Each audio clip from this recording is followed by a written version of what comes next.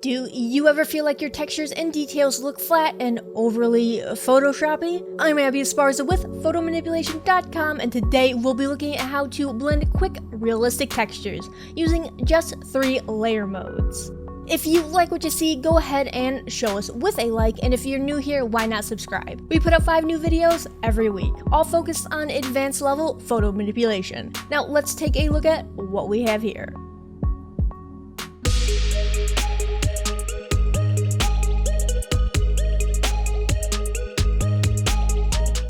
I have a super quick trick for you today, and while I say trick, it's really more so the foundation of all of my blending. And since photo manipulation really is just blending and then doing one more last round of blending, it's safe to say this is really one of the core pillars of my workflow, not really a trick. First, if you're blending a specific item, like a flower, then you're going to want to extract that item and then convert it into a smart object. If it's more of a general texture or anything less specific in shape, like this line of crystals, then there is no need to extract anything. You'll still want to be working with a smart object, however. Next, you are going to want to color correct your item to match whatever you are blending it into. This is why we use smart objects. You can do a very general color correct using brightness, contrast, hue, saturation, curves, whatever floats your boat, and then come back later to refine it. Also, go ahead and make sure there is a fresh white layer mask on any of your objects that you'll be blending.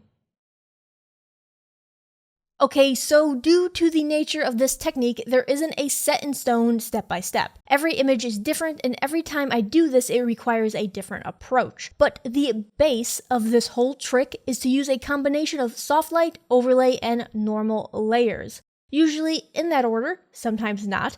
Usually all 3, but sometimes not. Let's just take a layer set to normal and place it over wherever you want your blended object to end up, and then change the layer mode to soft light.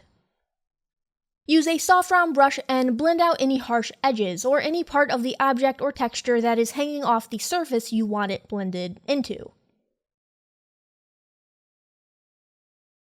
Now duplicate that layer and set the layer to overlay. A lot of the time I go ahead and grayscale my overlay layers, as overlay will oversaturate anything it touches. We don't want the color, we want the contrast. I just use hue and saturation for this. We can then blend the edges of the overlay layer a tiny bit with just a soft round brush.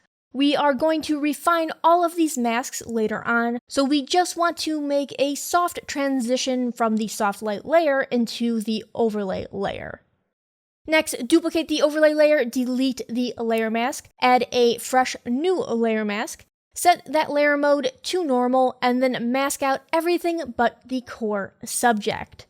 For things like cracks, it will be the innermost crack, the areas you want to feel deep and have depth. For objects, like flowers, for example, it'll be the parts of the flower you want to feel the most lifted and solid. The normal layer will oftentimes need more precise masking, even in the general masking stage, which this is, as the object on the normal layer will have the most definitive or harsh edges.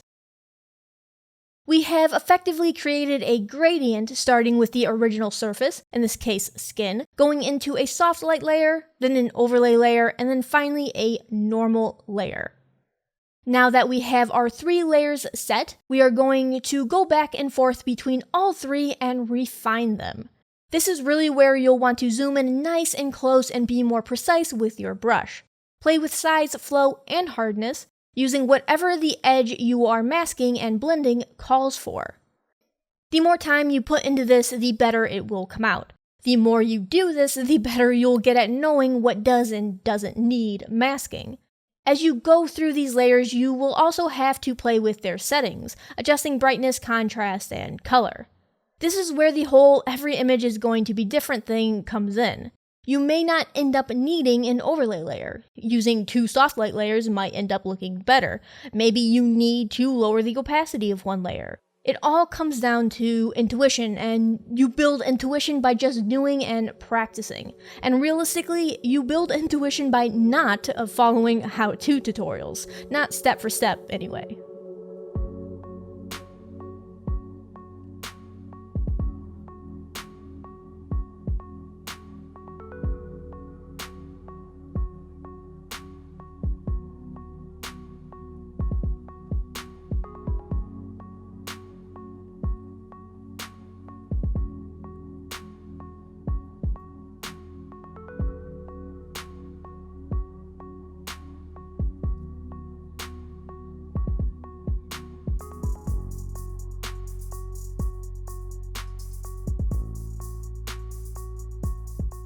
Once you've masked your little heart out, finish things off with a nice round of dodge and burn. I like to use a mixture of curves and layer modes. For the curves, I will create one curve for adding light and one for adding shadows, inverting their layer mask so I can pinpoint where the dodge and burn will be added. I also like to adjust their blend if settings, removing the highlights from the shadow curves layer and the shadows from the highlight curves layer. And for my layer modes, I use multiply to paint dark shadows using a color picked from the existing shadows in the surface I'm painting on, which is never flat black. Flat black will get you muddy, gross gray shadows. When in doubt, a dark, slightly muted brown works good on most skin tones. I like to use a soft light layer to further refine and bring out texture and detail. I'll sometimes use screen and color dodge for highlights, and overlay for a more deeper and aggressive contrast and texture. Though I tend not to overdo it with overlay, really making sure I try and pinpoint it, as it's easy to go overboard with overlay and you end up with that really icky, crispy Photoshop look. I have no idea how else to describe that or if anyone else knows what I mean when I say it, but I know I don't like it. Again, keep your flow rate low so you can build all this up slowly and change both your brush size and hardness as needed. If you use overly soft brushes, you'll end up with no real definition, which will really kill your depth.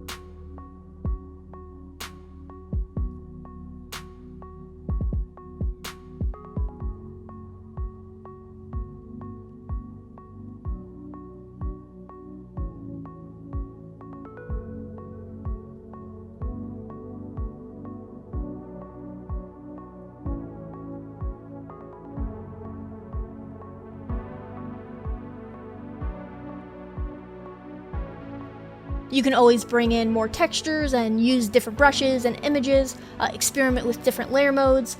In fact, you should do that. This is never the final effect, but it is the foundation for a lot of my effects. I think that about does it for today. So like if you like, subscribe if you really like, and let me know what you'd like to see next. I'm Abbey Esparza with photomanipulation.com. See you next time.